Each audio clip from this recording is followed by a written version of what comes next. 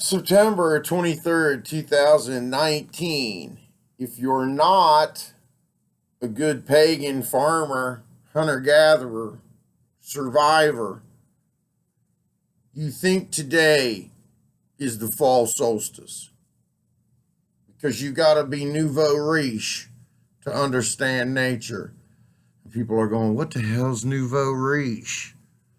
Well, that means, nouveau and in style, if you will. The reality is there are 4 solstices in the world. March 21st is spring. June 21st is summer. September 21st is fall. December 21st is winter solstice. Now, they can change it and adapt it, and modern science can act like that their masturbatory techniques towards thinking matter. But the truth is, if you're out in nature with me or anyone else, you will see that their bullcrap is nothing more than a bunch of words to confuse things, to make it feel like you got to learn about nature every 5 minutes because they're changing it based on the Gregorian calendar and a clock, which is an illusion. As we know, time is an illusion. Time is not real. Time was created by humans to make you on time. Pun intended. Sorry, I had to do a rant. I get a little bit tired of the Nouveau Riche mentality of re-education of shit I've known for 50, 60 years or since the day I was born. And people trying to re-educate you or tell you something you don't know. It's like, it has no bearing on my future. Stay out of my face. Thank you. Now, I would like to say a few words about the government in our business. Why are they in our business? I want to ask you.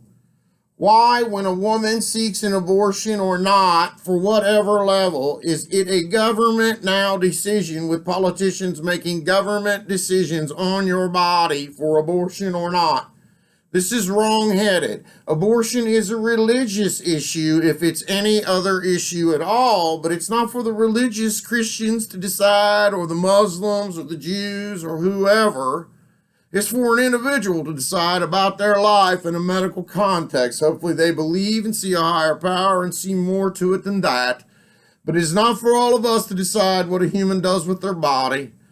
If it was, we would stop all the people ODing up to 50,000 a year that die. We need to stop managing people's personal lives with the government. Now your medical history is laid out for everyone to see. You have absolutely no privacy.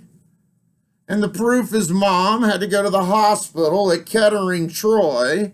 And I think they're a little stiff out there in the brain pan. You know, the medulla oblongata, where it all occurs. They're having a little trouble because Mom's got out of the hospital. She had a little infection. She got some meds. Of course, she's all right. It's always an ordeal going to the hospital. She's good home. But she comes home today and the phone calls begin. Your Social Security is being canceled. Do you want to buy a home security system?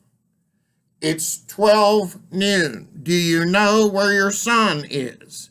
Yes, I do. And he's at my house. And if you go over there, he'll kick your ass. So we don't need a security system, and I'll talk to him about the Social Security, but I'm going to hang up on you right now, and don't ever call here again.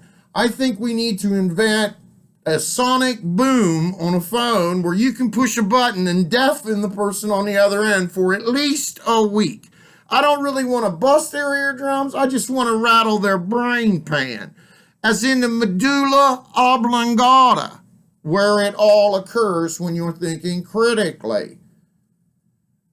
We need to keep government out of our personal lives. That means when you go in the hospital, your information shouldn't be so readily available that you start getting 4 or 5 solicitation calls the morning after you're out.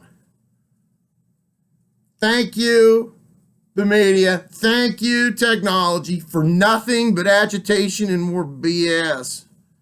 Thank God it's only Monday. I got to go lecture for a couple hours. But more than that, I hope to deliver you a much happier message later in the week. But most likely it won't be about politics or religion. It will be something about real life.